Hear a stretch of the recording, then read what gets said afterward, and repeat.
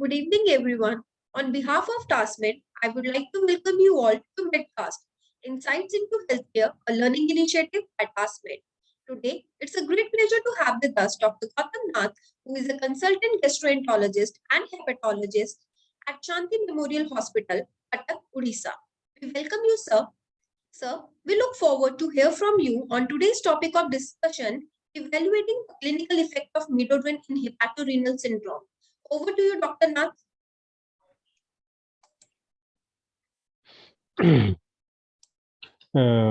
Thank you for the introduction.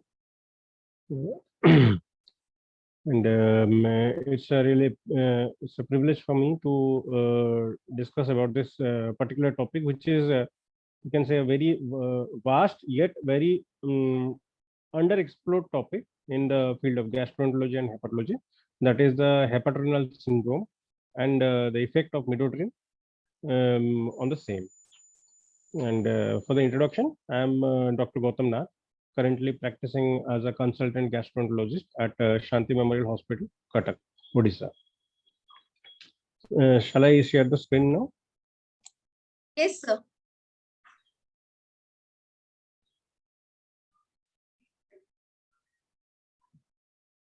Okay. So this was the topic that we are going to discuss today. That is the Hepato Renal Syndrome and the effect of Midodrine as a vasopressor in Hepato Renal Syndrome. So to start with, let me introduce you to the outlines of today's topic discussion. That is, we'll be discussing in three major outlines. One is the measurement of the renal dysfunction in cirrhotics and evaluation of Hepato Renal Syndrome and treatment of Hepato Renal Syndrome. Coming to the first section, that is the measurement of renal dysfunction in cirrhotics. Coming to serum creatinine as a marker of renal dysfunction in liver cirrhosis, it has been well established that serum creatinine is not the accurate marker as for the rest of the subjects with renal dysfunction in patients with chronic liver disease or cirrhosis of liver. And the production of creatinine, the precursor creatine, the precursor of serum creatinine, is impaired in hepatic dysfunction.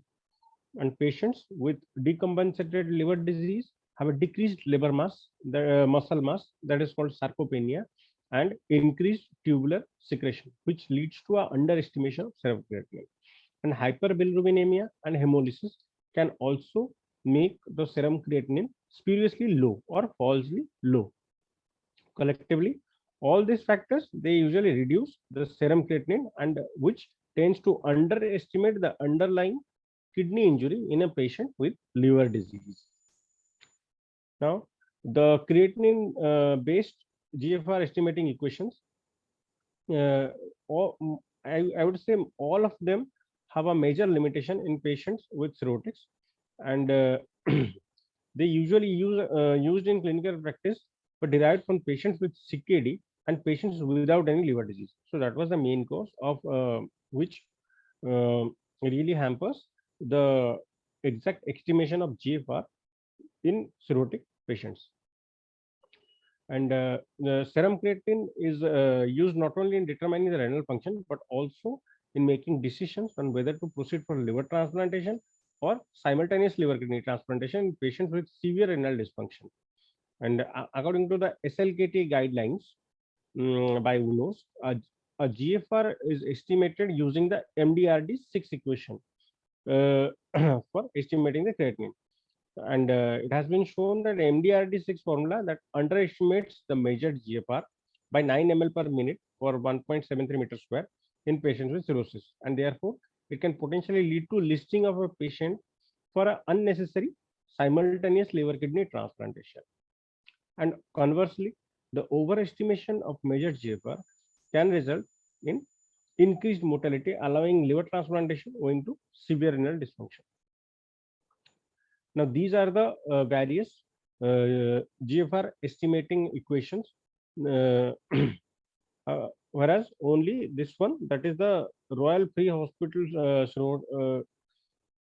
score for estimating GFR in cirrhotics, that has been validated thoroughly with cirrhotic patients. The other ones, like the cockroach gall formula, MDRD4, MDRD6, or the CKD EPI creatinine estimation scorings. Those are all based on mostly on CKD patients. Now, this Royal Free Hospital Cirrhosis GFR grading score, a creatinine-based GFR estimating equation, is derived from 469 patients with liver cirrhosis. And this creatinine-based model suggested an improved performance in predicting the measured GFR compared to the CKD EPI or the MDRD equations. The blood urea and the degree of ascites are two of the parameters that has been used in the new model. And the increased blood urea level in the setting of GI bleeding and the subjective nature of assessing the degree of ascites among clinicians may limit the value of this model. So a further validation is also required. And this was the comprehensive formula for calculating the GFR according to the RFH cirrhosis score. And it uses creatinine, urea, INR, sodium, and ascites from the patient as a parameters. And one more newer one that has been used for estimating the GFR is the serum cystatin C level. And several equations based on serum cystatin C level have been developed, and they have been used in estimating the GFR. And a recent study by Inker et al., which had showed that both serum creatinine and cystatin C more accurately estimated the kidney function compared to the either serum creatinine or cystatin C alone. One more newer creatinine cystatin GFR equation of cirrhotics estimated the GFR in cirrhotic patients with a greater accuracy than the CKD EPI cystatin C score. And the same score has been validated in further 129 patients with decompensated cirrhosis in Europe. And this was the creatinine cystatin C GFR equation for estimating the GFR in cirrhotics. And compared with the CKD EPI cystatin C and the creatinine cystatin C score, the newer one had a significantly higher accuracy and showed a best performance to discriminate patients with cirrhotics who had a GFR of less than 60. And these developments may become relevant in establishing the diagnosis of HRS more precisely and selecting the most appropriate therapy and timing the same. Coming to the second section, that is the evolution of hepatorenal syndrome. And coming to the beginning, that is the concept of acute kidney injury. The term AKI or the acute kidney injury was first used in 1918 to describe the cases of acute mercury poisoning. The most interesting observation was that even trivial changes in this serum creatinine or the renal function could have a negative outcome over the patients. And many of the patients would not be recognized as having renal failure as the serum creatinine concentration increase was not high enough, and yet these mild increase in serum creatinine concentration was sufficient to cause structural renal damage. Therefore, the term AKI has been preferred compared to the older term, that is the acute kidney failure, to describe the trivial changes in renal function. And there have been various societies, those have classified this acute kidney injury, and few renowned ones are discussed here. The most common one is the RIFLE definition, which uses the 5 gradings, that is a risk, injury, failure, loss, and ESRD. Whereas the loss and ESRD, those grade the CKD, whereas the initial 3, that is the risk, injury, and failure, that grades the acute renal failure. And these set of diagnostic criteria, they pose a problem when a patient with AKI in which the baseline creatinine is not measured, and there can be difficulty in calculation.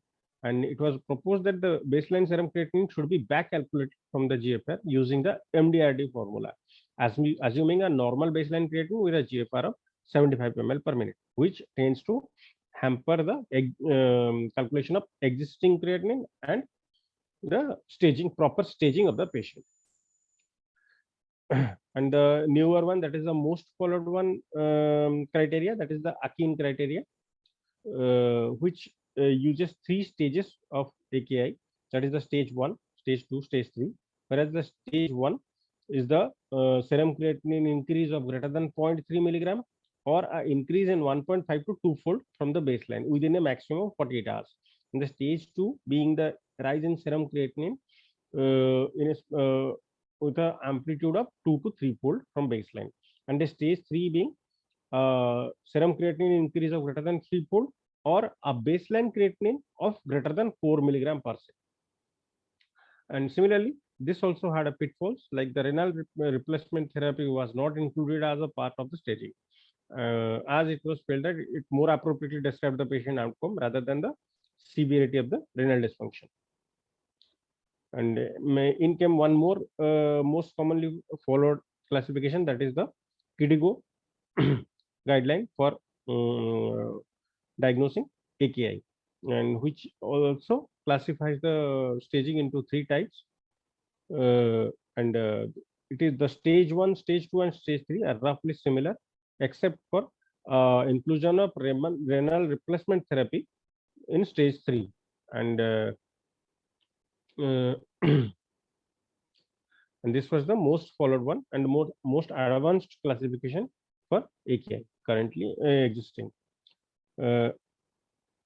Similarly, for AKI in cirrhotics, 2 of the most common societies, those have put forward the diagnostic criteria. Those are the Active Dialysis Quality Initiative and the International Ascites Club, who have proposed a diagnostic criteria for AKI. Here, the serum creatinine, despite of its shortcomings, should be maintained as a measure of renal function. And because of the simplicity of the use, the wide availability of the test, they have kept serum creatinine as the major factor. And apart from that, they have also included few changes that the cirrhotic patients in both the groups also like to concept of using a small changes in serum creatinine over a short time, such as an increase in 0.3 milligram per deciliter in 48 hours or less as a marker of acute deterioration of renal function. These have been kept as the stage 1 of the AKI in these 2 societies. And baseline creatinine should be the stable creatinine value over the previous 6 months. This has been kept. And the urine output diagnostic criteria has been discarded by the groups. And the classification that they have proposed, that they have divided the kidney injuries into 2 types, that is 3 types, that is the acute kidney injury, chronic kidney disease, or acute and chronic kidney disease.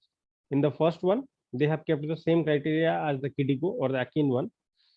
And in the second one, that is the chronic kidney disease, they have defined it as a GFR of less than 60 ml per minute for greater than 3 months using the MDRD6 formula.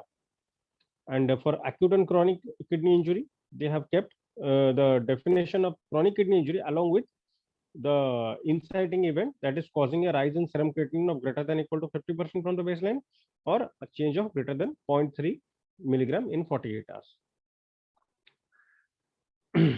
And further, this classification is also having few drawbacks, like they are unable to include the progression of AKI in the evaluation of the prognosis. And hence, a revised consensus recommendation from the International Ascites Club has came for the diagnosis of AKI in cirrhotics, where they defined the baseline as the serum stable creatinine concentration in less than 3 months, and if not available, the one close to the current one they have used. And the definition of AKI, they have kept the AKI definition, and the staging they have included for a proper evaluation of patient prognosis, where the stage 1 AKI was the creatinine concentration of 1.5 to 2-fold at the baseline, and second stage was the creatinine concentration of 2 to 3-fold from the baseline, and stage 3 being a creatinine concentration greater than 3 times or a baseline creatinine concentration that is greater than 4 milligram per cent. Now, the Hepato Renal Syndrome, and this has been defined variously as a type of AKI, and it is now known as the HRS-AKI as per the current terminology.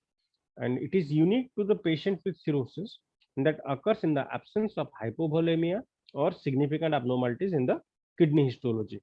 Now, the prevalence of AKI and HRS in patients with cirrhotics, almost 50% of cirrhotic patients with ascites will develop AKI during the course of their illness. And it has been found by a prospective study by Planus et al. That is, among 363 patients with decompensated liver disease and ascites, 8% of them have developed HRS, from which 3% have type 1 HRS according to the old terminology, and 5% had a type 2 HRS with a mean follow-up period of 41 months. And according to the Garcia et al. Study by Garcia et al., 19% of the hospitalized patients with liver cirrhosis and had AKI, and among those with acute renal failure, and approximately 17% among the AKI individuals, they had HRS. Now, coming to the beginning of this diagnostic criteria of HRS, that was put forward by the International Ascites Club in 2007. They have kept few guidelines to classify patients, AKI patients, as having HRS. The first one being cirrhotics with ascites, and the second point being serum creatinine greater than 1.5. And for they have also classified based on the time of doubling of creatinine. And for type 1 or acute HRS, they have kept a doubling time of less than 2 weeks to reach a final value of 2.3. And no improvement of serum creatinine concentration, that is coming to the normal level or less than equal to 1.5, at least 2 days of diuretic withdrawal and volume expansion with albumin at the doses of 1 gram per kg. And one more criteria they have kept is the absence of shock, and further, no current or recent treatment with nephrotoxic drugs, particularly NSAIDs, and absence of parenchymal injury, kidney injury, that has been defined in the form of proteinuria of greater than 500 milligram per day, and hematuria, that is greater than 50 red blood cells in high power field. And this classification has a drawback, like the diagnosis used to get delayed, and so also the initiation of the therapy by 2 weeks until the serum creatinine doubles by a value of 2.5. And higher serum creatinine level at the start of the vasopressor therapy has been found to be one of the predictors of non-response. Therefore, this classification was destined to get changed. And the newer diagnostic criteria, they have also changed the nomenclature, and they have converted the type 1 HRS into the newer one, that is the HRS-AKI, and the type 2 into the CKD HRS. And they have kept few newer diagnostic guidelines where the initial 4 ones are same, and apart from that, the doubling time for the creatinine, they have removed this, and they have kept this as the if no improvement in creatinine within 2 days of diuretic withdrawal and volume expanders with albumin, they have confirmed the diagnosis of HRS. Now, now the treatment part, that is the treatment of Hepato Renal Syndrome. Usually it spans into 4 major spectrums, whereas the general measures that includes the supportive therapy, and the pharmacological therapy, that is divided into 2 types, that is the volume expansion and the vasoconstrictor therapy. And the non-pharmacological therapy, that has 3 types basically. One is the TIPS, that is the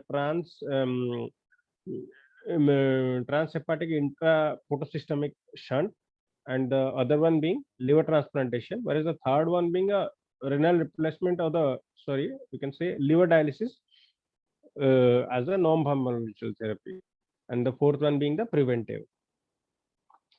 Now, coming to the steps on working up or diagnosing AKI, in the step 1, what has been short is whether there is a rise in serum creatinine greater than 50%, or the rise in creatinine absolute value of greater than 0.3 milligram in 48 hours. If it is yes, then AKI is confirmed, and we can move forward to the step 2.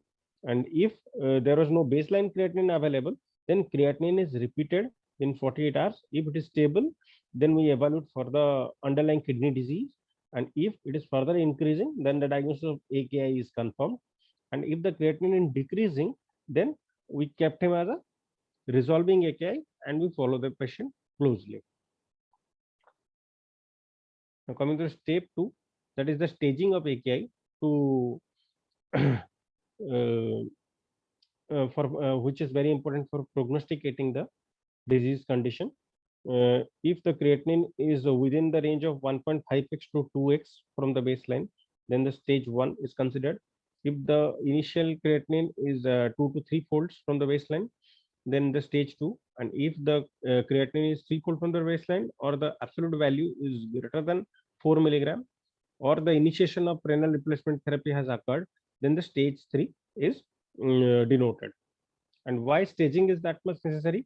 Now, it has been found that the based on the new AKI criteria, more than half of the patients with liver cirrhosis admitted to the hospital who had AKI, HRS and ATN, that is acute tubular necrosis, were more common in patients with stage 2 and 3 AKI compared to the patients with stage 1. That means if a patient is denoted a stage 2 or stage 3 in these staging, then the chance of getting severe renal dysfunction and leading to renal replacement therapy or a bad outcome of the patient is quite obvious.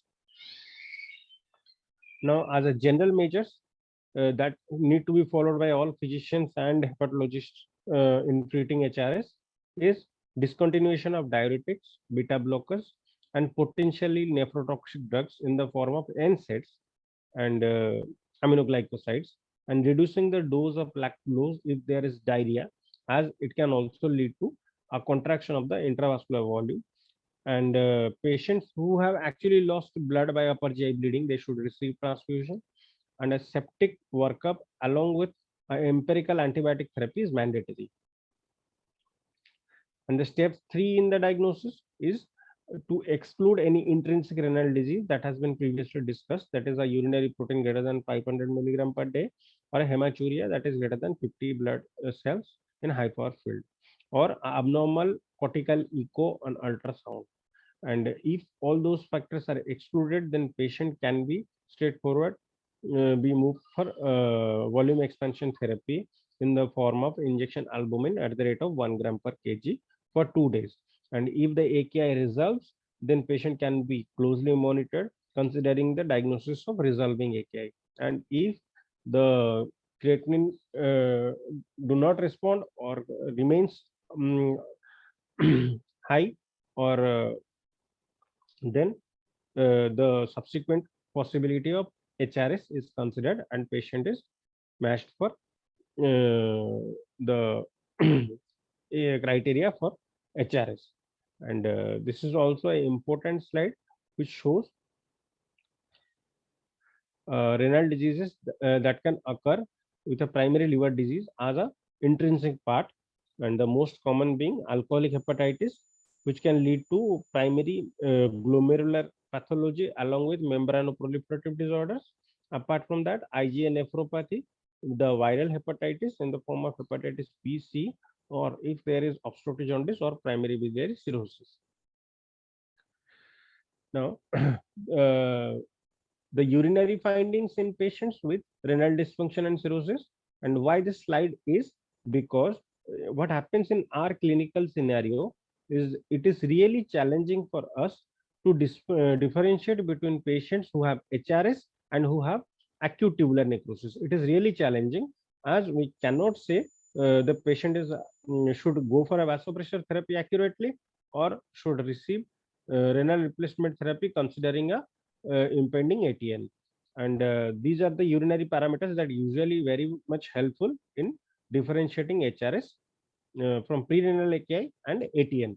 Whereas the urine osmolarity, which is greater than 500 in HRS, and in cases of ATN, it is less than 350, suggesting a very concentrated urine in HRS or prerenal patients. Apart from that, the urinary sodium value that is less than 20 millimoles per deciliter in cases with prerenal AKI or HRS, whereas in cases of ATN, it is greater than 40.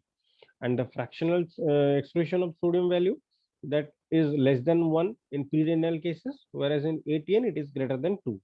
And the sediments of urinary sediments, it is usually bland sediments for pre-renal AKI, whereas in HRS there are absolutely no sediments, whereas in ATN they have a muddy brown granular cast.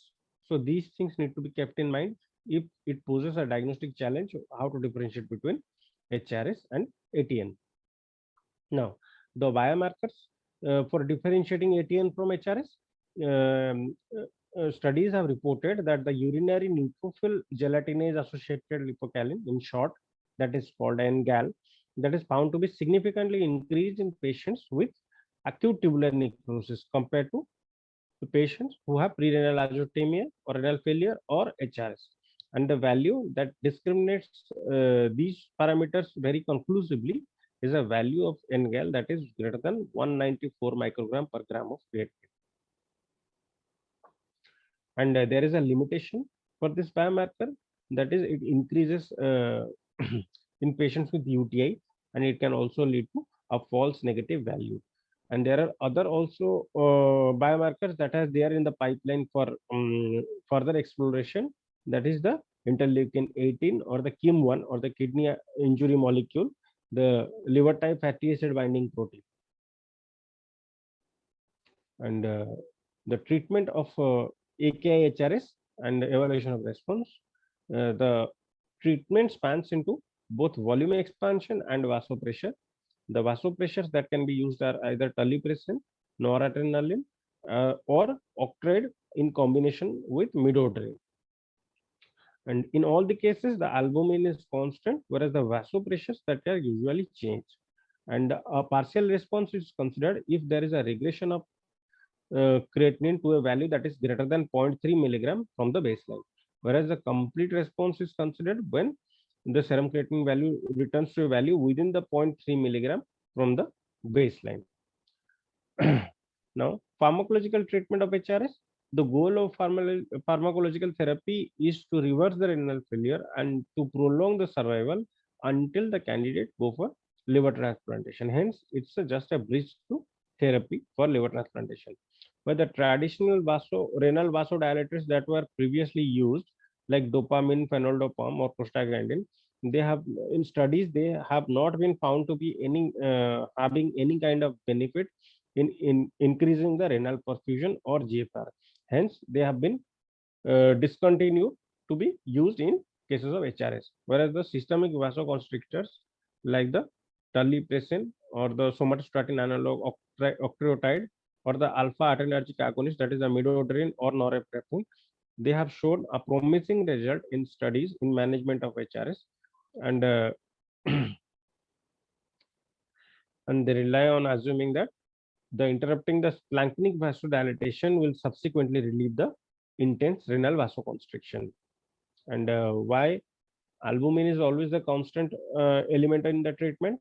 Because it is recommended, it is the most recommended solution in the liver cirrhosis, because it doesn't have only volume expanding property, but it has also shown to have further effects on as an antioxidant effect and anti-inflammatory properties. Besides, the serum albumin that runs in the blood of decompensated liver disease patients, they have a reduced quantity along with reduced quality of action.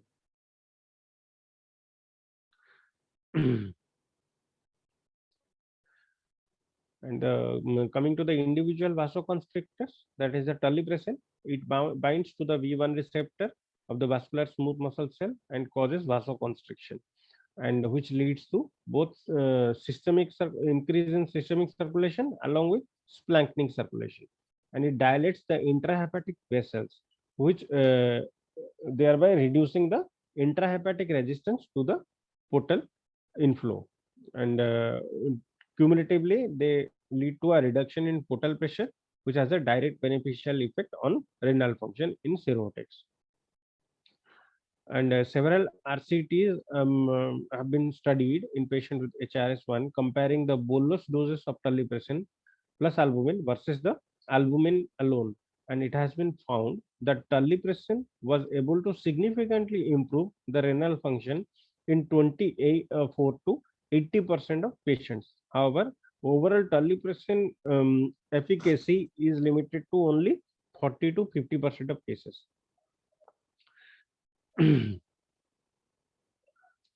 And meta-analysis have further concluded that the overall reduction in mortality by 29%. And the response to Terlipressin. So this is the most important slide to measure the response or to predict the outcome of the patient. If the patient has a mean arterial pressure of greater than 5 on day 3 of vasopressor therapy, or the baseline creatinine is less than 5 milligram percent, or the serum bilirubin is less than 10 milligram percent, or the child scoring is less than 13, and the patient had a low urinary NGAL, then the chance of having a better response to Terlipressin is considered. And similarly, the points those are opposite to this, they usually predict a poor outcome from the or lack of outcome from the vasopressor therapy. And the median time for HRS reversal with Terlipressin is found to be around 7 days. Similarly, norepinephrine, and there have been 4 small studies that have compared the efficacy of norepinephrine versus Terlipressin, and it has been confirmed that it was as efficacious as Terlipressin in reversal of HRS without significantly increasing the adverse events. And furthermore, the 30-day mortality was similar between the norepinephrine and vasopressin.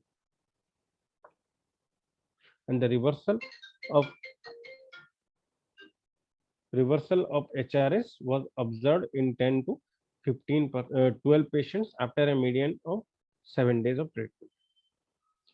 Now coming to the other vasopressor, that is the Midodrine. It is usually used in combination with octreotide along with vasopressor volume expander, that is the albumin. And the general consensus is that the combination can be the effect of the combination is can be very slow, and the overall response rate is approximately 40%.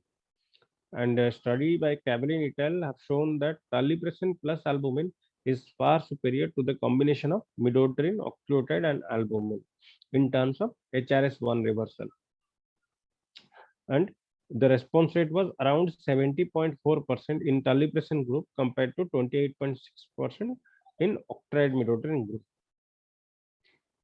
And the recommended dosage of vasoconstrictors in treatment of HRS, the bolus of Terlipressin that is used is usually 1 milligram every 4 to 6 hourly to a maximum of 2 milligram every 4 to 6 hourly if there is no response on 72 hours of vasopressor therapy. Whereas the continuous infusion one that has a lower systemic side effects of vasopressor, they usually started at 2 milligram per day, that can be increased on day 3 to 4 milligram per day with a maximum of 12 milligram per day.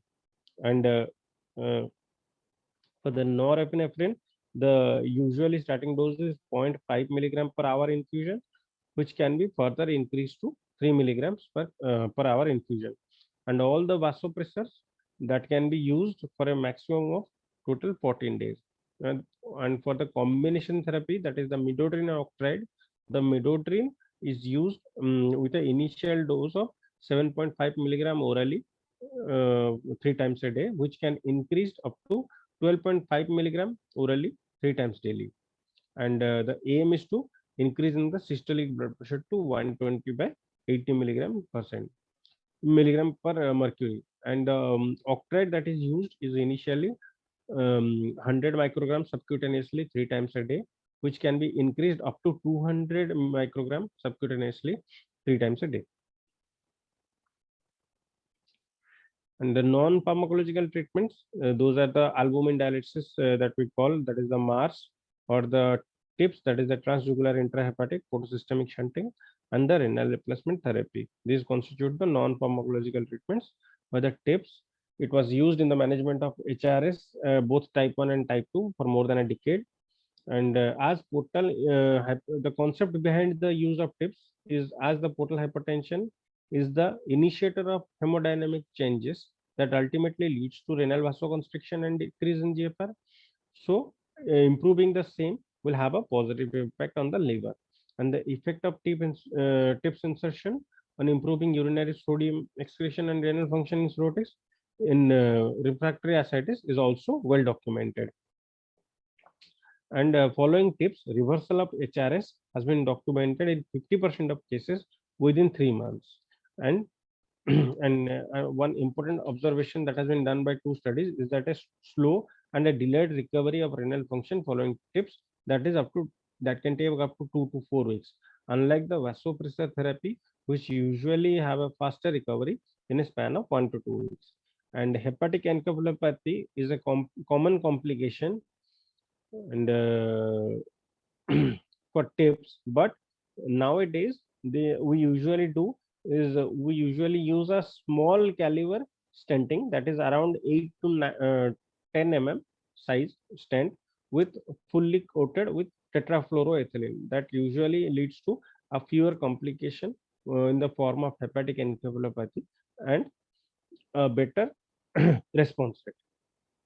And another drawback of tips that in patients with advanced liver disease with a serum bilirubin of greater than 5 milligram percent, it has been found that the outcome is very bad, and hence it is contraindicated in those patients.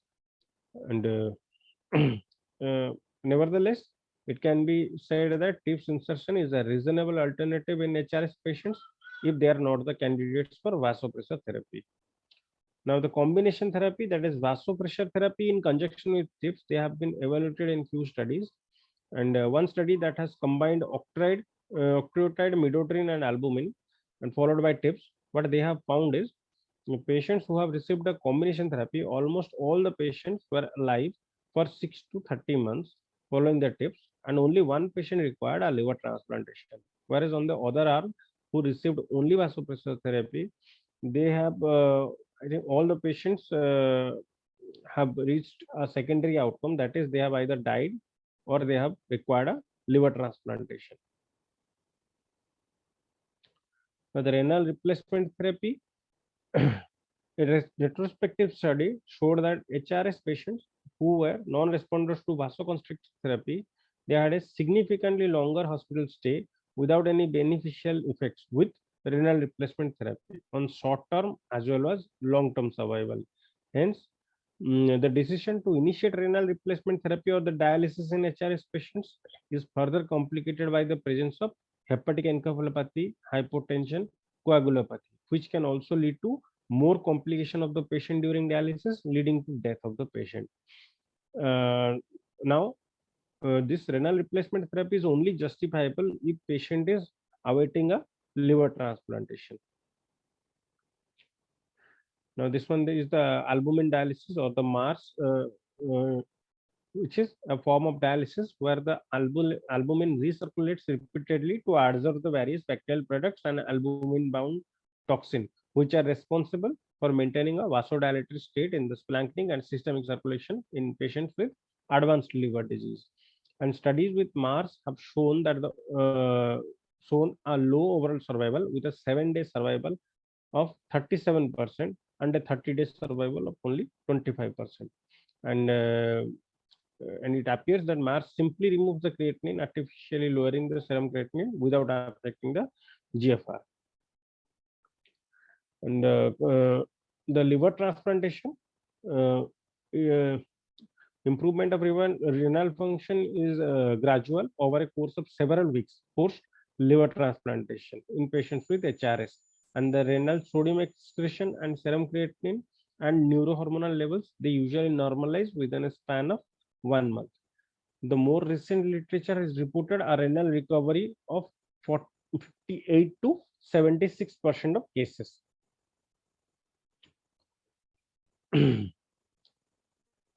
And these are the important factors, that is a shorter HRS duration, younger recipient's age, and immediate liver allograft function, as evidenced by the lower post-liver transplantation bilirubin on day 7. These are the predictors of good renal recovery. And HRS patients who do not recover kidney function or remain on renal replacement therapy post-liver transplantation have a poor prognosis with a 1-year mortality that can go to as high as 70%.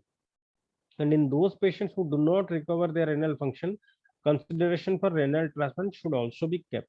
And one more important predictor of post liver transplantation dialysis requirement in HRS cases is prolonged renal replacement therapy for more than 8 weeks prior to liver transplantation. Guidelines from the UNOS recommended a dialysis period of greater than 8 weeks is an indication for SLK, that is the simultaneous kidney and liver transplantation. Now, these are the few new things that has been implemented in UNOS policy for SLK allocation. That is the eligibility for SLK includes patients with liver failure along with one of the following, that is either there is presence of CKD or sustained AKI or metabolic diseases. Now, CKD is defined as the eGFR of less than 60 for greater than 3 months, and sustained AKI is defined as the requirement of hemodialysis or an eGFR that is less than 25 per ml for greater than 6 weeks. And the definition of sustained AKI is predicted on both the low likelihood for renal recovery beyond this time and the significant mortality of this population. Now, the prognosis. Studies have previously reported a 2-week mortality rate as high as 80% in untreated type 1 HRS patients, with only 10% of patients surviving for 3 months. Now, prognosis for type 2 is bit better with a median survival up to 6 months. In recent years, however, there is a trend towards a slight improvement in HRS prognosis. For example, a multi-center study by Saleno et al. Included 116 HRS patients, and some of them did receive vasoconstriction therapy, and 3-month survival was 20% and 40% for type 1 and type 2 HRS respectively. Now, coming to the prevention of HRS or acute kidney injury, these are the factors that usually help in preventing the development of HRS or AKI. That is use of volume expander, that is albumin, in patients with spontaneous bacterial peritonitis, because these group of patients, they usually go for development of HRS or AKI later on. And bacterial infections are the commonest precipitant for AKI in liver cirrhosis patients, and and it has been found that up to 30% patients with AKI with SBP, they usually develop a bacterial infection, which subsequently leads to acute kidney injury. Antibiotic prophylaxis against infection. For cirrhotic patients with ascites who have never developed a spontaneous bacterial peritonitis, a prophylaxis with norfloxacin has been shown to significantly decrease the likelihood of developing HRS and also SBP. And these are the patients with these criteria, they usually benefit from with prophylaxis with norfloxacin that can be given for 1 year. That is, if the ascitic fluid protein is less than 1.5 gram %, or if the serum creatinine value on admission is greater than 1.2, or if the blood urea nitrogen is greater than 25, or serum sodium is less than 130, or a CTP score of greater than 9, or a bilirubin of greater than 3, in the absence of spontaneous bacterial peritonitis. These are the patients, those should be given a prophylaxis with norfloxacin. And recommendation for long-term prophylaxis with norfloxacin as the cirrhotic patients with GI bleed, this should be advised for a long-term prophylaxis. And prophylaxis with GI bleeding, that can further be divided into both administration of either ceftriaxone, that is 1 gram per day for 7 days, or a norfloxacin at the dose of 400 milligram twice daily for 7 days. And the prophylaxis against circulatory dysfunction, if LVP of greater than 5 liter has been done, and there is a chance of reduction of systemic vascular resistance and hence vasodilatation, which is called as the post paracentesis circulatory dysfunction, or in short PPCD. And and this is associated with an increase in ascites, recurrence of ascites, hyponatremia, and AKI. And studies have found that LVP of 4 to 6 liter performed without IV albumin infusion have precipitated HRS in 21% of the cases. And in contrast, if the LVP is done with albumin, no cases have been found to have any kind of circulatory dysfunction or renal dysfunction. To conclude, Hepato Renal Syndrome is a potentially reversible entity with a volume non-responsive functional renal impairment that can occur in patients with advanced liver disease, and it is characterized by marked reduction in glomerular filtration rate and renal blood flow in the absence of other causes of renal failure. And the hallmark of HRS is intense renal vasoconstriction secondary to effects of hyperactivation of the RAS system, and compensate this further aggravated by the splanchnic vasodilatation that is there in patients with portal hypertension. Thank you.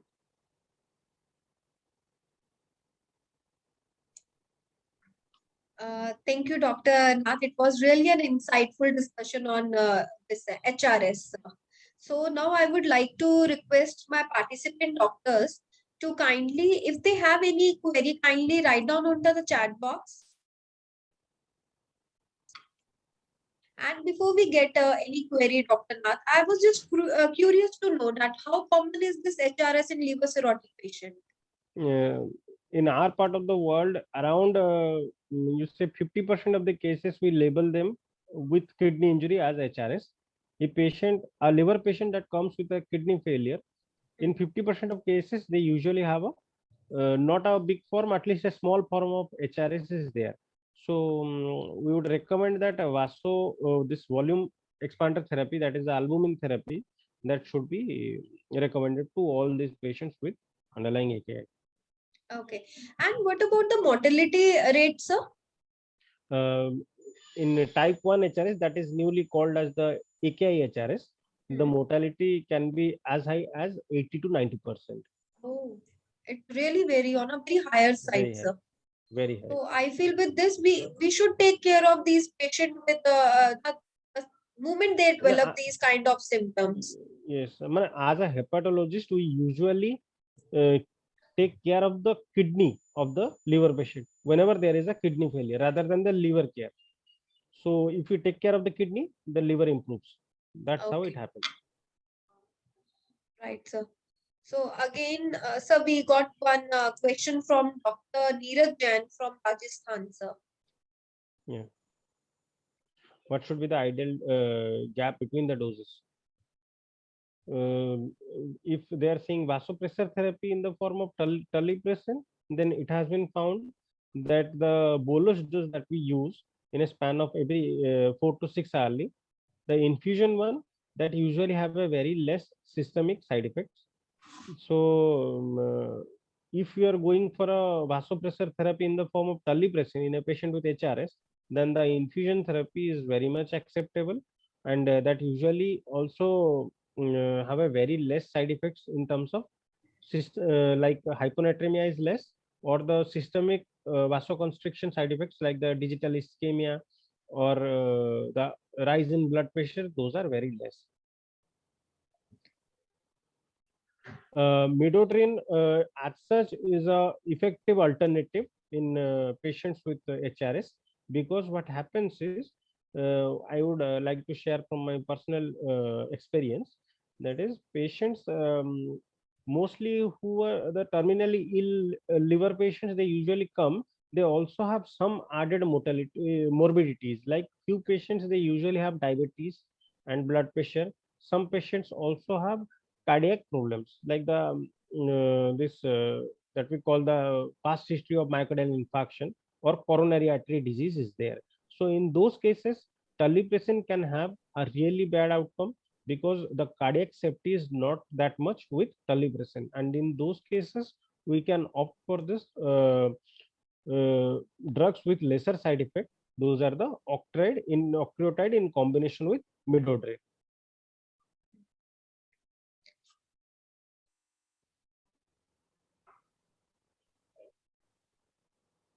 So for how long Midodrine can be given, doctor? If we are seeing a response with the drug, that is we are witnessing a decrease in value of creatinine, then we can continue the treatment for a total of up to 14 days. And if we are not able to get any kind of response, we are getting a increased level of creatinine day by day with the patient with ongoing therapy, we should rapidly consider the patient for simultaneous liver kidney transplantation. And in India, liver transplantation or a kidney transplantation, they involve Difficult. a huge amount. Yeah, Oh, that yeah, problem is there. true, sir. So I feel we had these two queries only. So if in case doctors you have any query, kindly write down.